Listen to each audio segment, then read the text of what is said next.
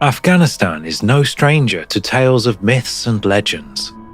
Over hundreds of years, armies sent to conquer the restless deserts of this war-torn nation have told stories about strange occurrences and encounters with paranormal entities. Their accounts leave us wondering if there is something in the desert.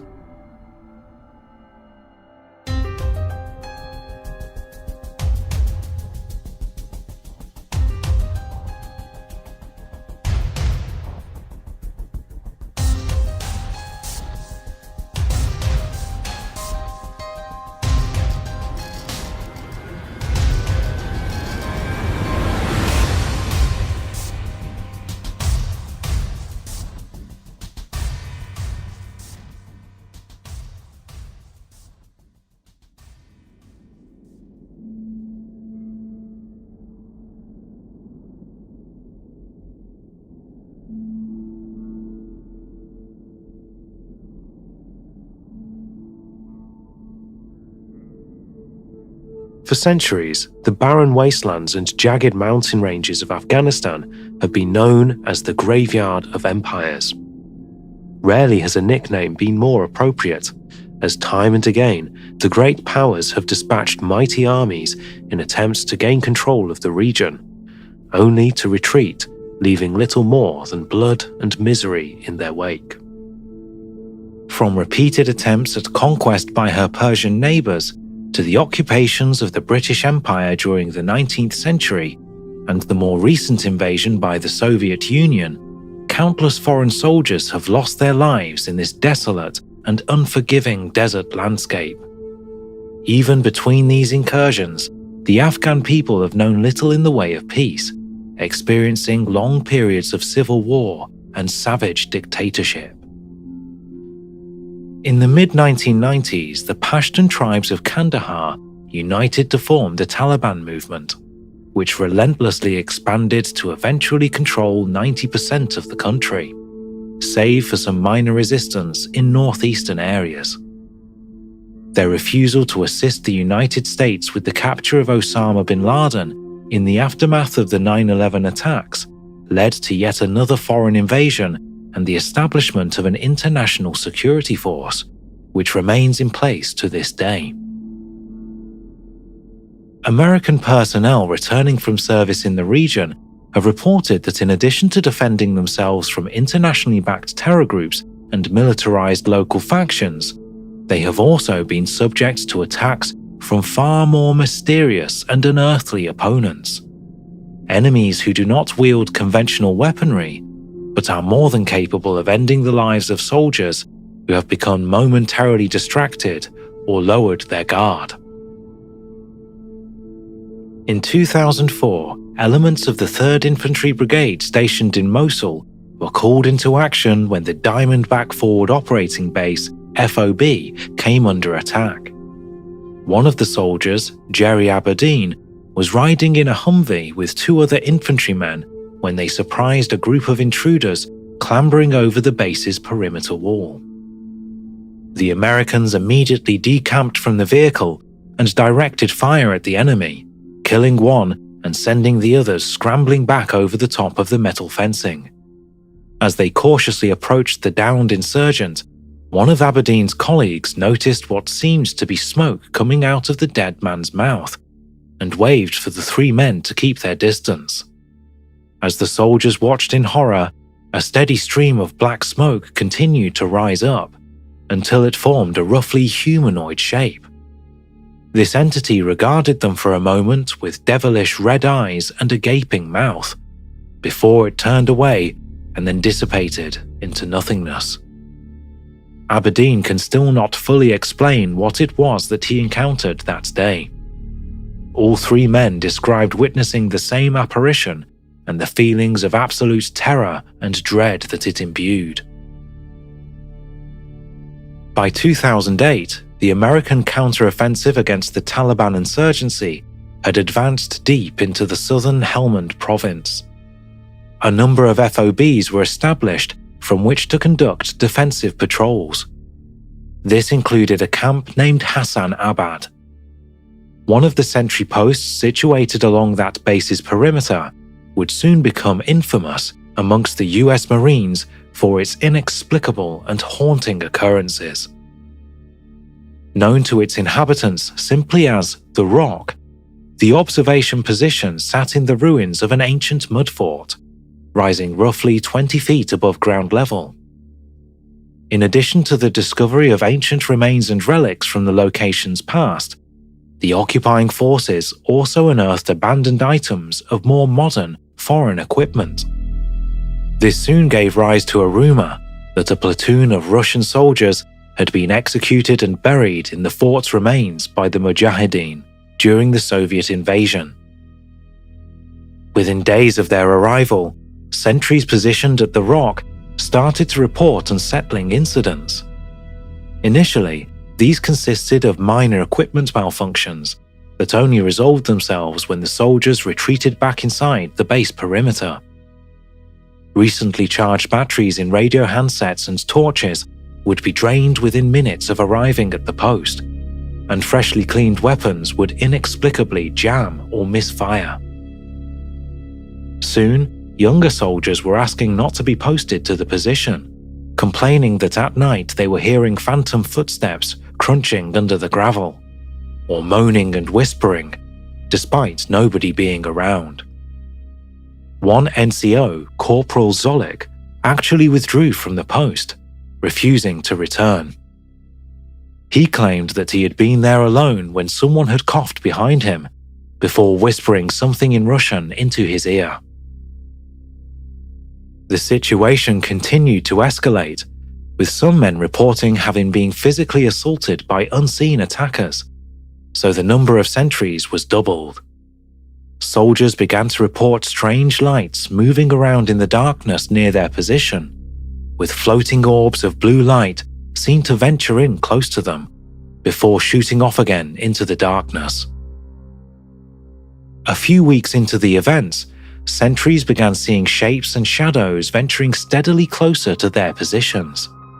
Thermal cameras were deployed, with nothing detected, and despite the protestations of the men who made the reports, no footprints were found the following morning where they indicated they had seen these movements taking place. One evening, Corporal Lima was scanning the horizon when he caught sight of a lone figure, stood silhouetted against the night sky. The man was making no efforts to conceal himself and appeared to be standing upright, with his fists clenched. Lima had a sickening feeling, as if the figure was watching him specifically, and when he put on his night vision goggles for a better look, it immediately vanished. Shortly after, a Marine sentry reported he had seen another dark figure, apparently stood waving at him some distance away. When he too had put on his night vision goggles, the man had gone. As he had subsequently lowered the goggles, the figure had immediately reappeared and was now standing several feet closer to him. The soldier tried switching repeatedly between his night vision goggles and thermal scope, the mysterious interloper disappearing each time, only to reappear even closer.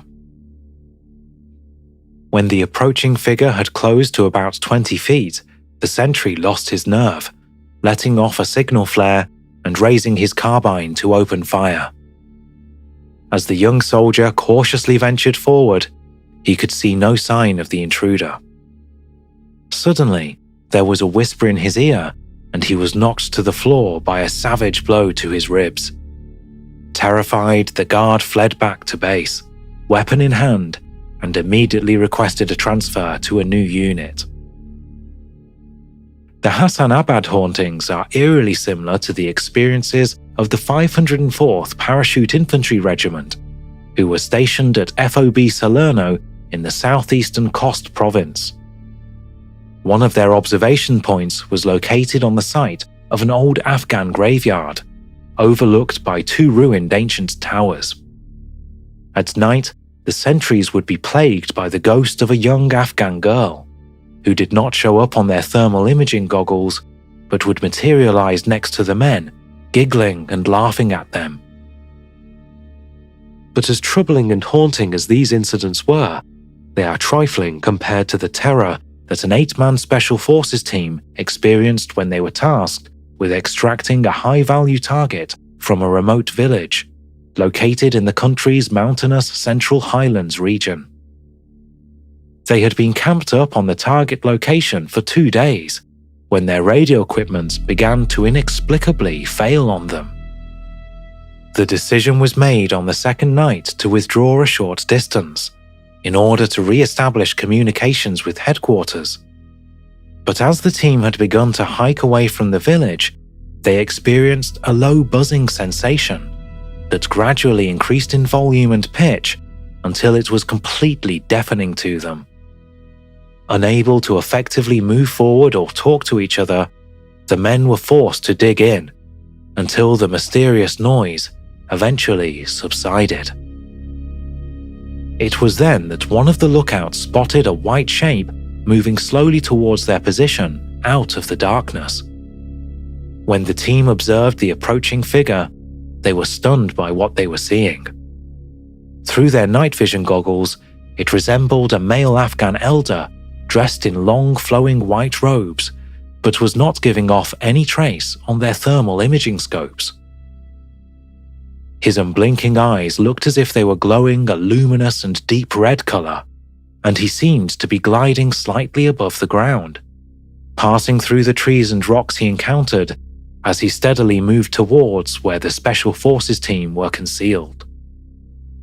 The soldiers continued to watch in horror as one of the male's arms dropped to the floor.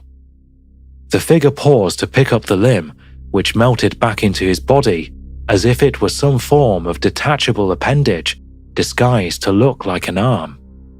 It then resumed its slow, forward progress. At this point, the terrified soldiers became aware of illuminating lights and the sounds of shouting coming from the direction of the village. The approaching figure paused, seeming to contemplate this, before turning and recommencing its ponderous journey, now towards the village. Assuming the commotion they could hear was Taliban fighters coming to investigate the mysterious humming sound, the American soldiers immediately abandoned their position and made their way back to their own lines. 2 days later, a more heavily armed infantry force sent back to the village found nothing but the hideously disfigured bodies of the target and his entourage. The dead had been brutally hacked at and dismembered, reduced to little more than bloodied chunks of flesh, their weapons lying empty and abandoned near their remains. There was no evidence at the scene to identify their attackers, but when the 8 Special Forces operators heard about what had happened, they knew exactly what had carried out the attack. It is easy to write off the majority of these stories as products of an overactive imagination that has been placed under tremendous amounts of stress, or perhaps some form of group hysteria. Sometimes the human mind will reinterpret visual information and alter memories as a coping mechanism in order to deal with something too traumatic or confusing for it to effectively process. Often, witnesses may agree with a false or mistaken assertion about an event in order to create a more acceptable version, meaning they can move on and not dwell on the subject. The seemingly impossible situations that soldiers are forced into, often in hostile and foreign environments, would be difficult to endure even without the added pressure of being located far away from their homes and loved ones. And with a significant lack of physical or recorded evidence for any of these encounters, it is not unreasonable to assume that they were indeed false constructs, arising from the perpetual fear of enemy attack and the disorientation of a nighttime setting. But it proves harder to discredit an incident that is experienced by multiple witnesses across a number of different military units that resulted in the remains of an ancient monster being recovered and taken back to the United States for scientific analysis. This is alleged to have occurred back in 2002, when a US infantry unit disappeared whilst on patrol in the Kandahar desert, prompting the army to dispatch a special forces team in an effort to find out what had happened to them. After a few days spent scouting around the patrol's last reported position, the Special Forces operators found themselves gravitating towards a nearby pathway that led up into a neighboring mountainous area. A few hundred meters along the track, they encountered a number of discarded items of broken and damaged field equipment, including a portable radio set and several military-issue backpacks.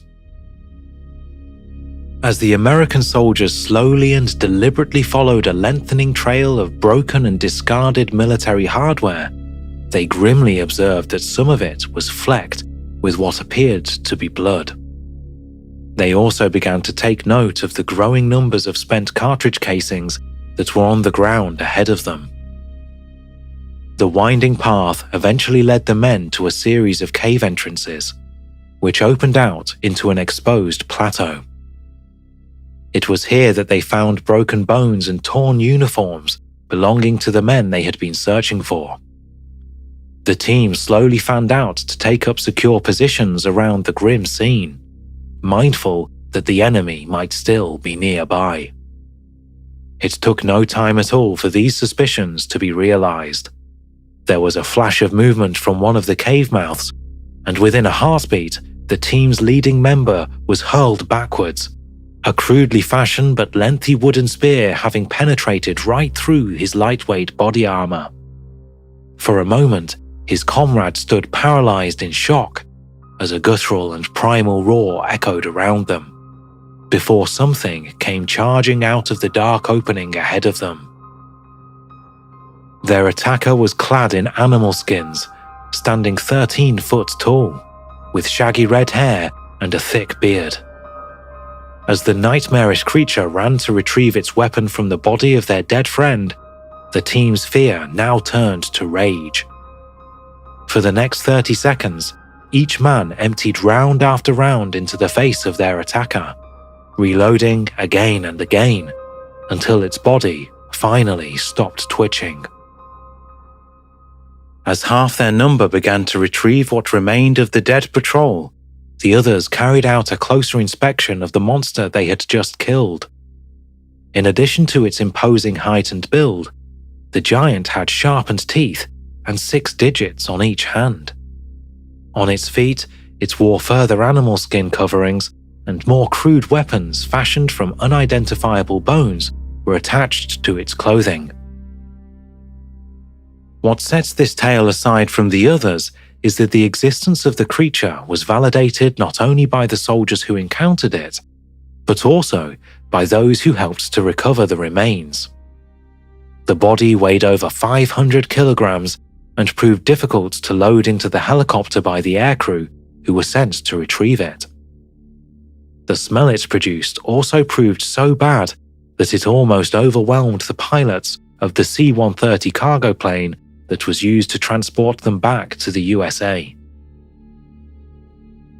Whilst the circumstances surrounding the other stories we have examined here could realistically be relocated to any other time and place, the description of the Kandahar giant, which was killed by American forces in Afghanistan, bears a striking resemblance to the Nephilim, which are referenced early on in the Christian Bible.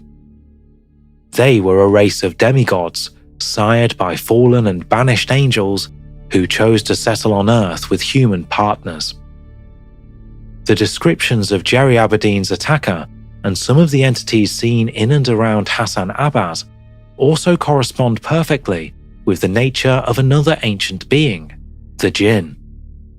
These secretive spirit creatures can be tracked back to the earliest records of Islamic culture, often described as shapeless beings of smokeless fire.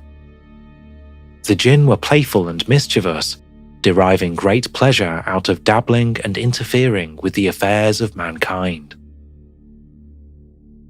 Afghanistan is a land of impenetrable mountain ranges, endless tracts of perpetually moving desert, and deep cave networks. It is entirely possible that creatures and races long thought to have been killed off by the activities of man have actually managed to evade both detection and capture.